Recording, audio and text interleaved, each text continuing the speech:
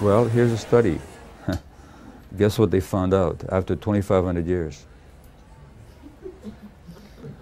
There's an article from the New York Times called Better Eating Through Mindfulness.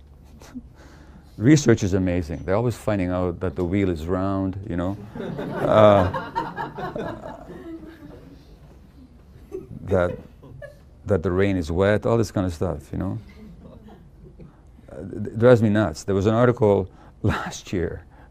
I wrote my book on addiction. It was published in 2008, you know, and it's all about trauma, right? It's not even controversial if you look at the research. There was a study out of England last year or the year before. It said some university researchers found out that there may be a relationship between childhood trauma and addiction. More research is needed.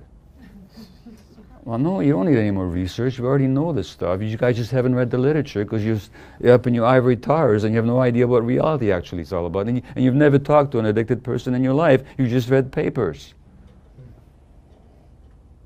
So we're always doing this amazing research, you know, that tells us what we already know. So in this particular case, I mean, this is good because if people don't know it, they should know it. Researchers are learning that teaching obese individuals mindful eating skills,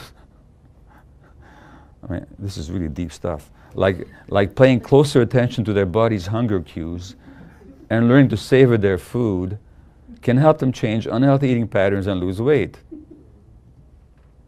And unlike other forms of treatment, mindfulness may get at the underlying causes of overeating, like craving, stress, and emotional eating, which make it so hard to defeat.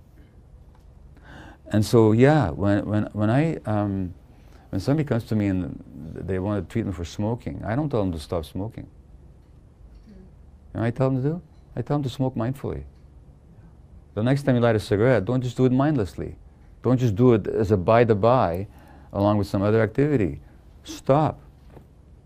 Go outside and say, right now I'm feeling so harassed and so stressed that I need the soothing that the cigarette's going to offer me.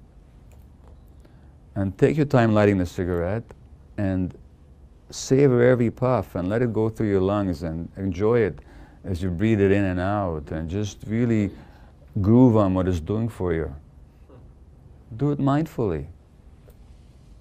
The same with food. There's no point telling people to eat less. They tried so many times. But tell them to eat mindfully. It turns out that if you eat mindfully, 4 raisins are as satisfying as a whole box of raisins, because they last just as long as ordinarily. If you eat the raisins like this, well, if you're going to spend 20 seconds eating raisins, then spend 20 seconds eating 4 raisins, chewing each one, and swirling it around your mouth and really enjoying it. So do it mindfully. Then you actually start noticing what is it that the raisins are doing for you and why you wanted to eat it. So I'm certainly not saying I have an answer to anybody. This is a highly individual question, and I think if people really want to deal with their eating issues, they have to deal with the underlying traumas and the underlying stresses that are driving it. In other words, not making it into a mechanical food problem, but really see that it's their attempt to solve a problem in their lives, like Dr. Felitti says, and be very, very mindful about it.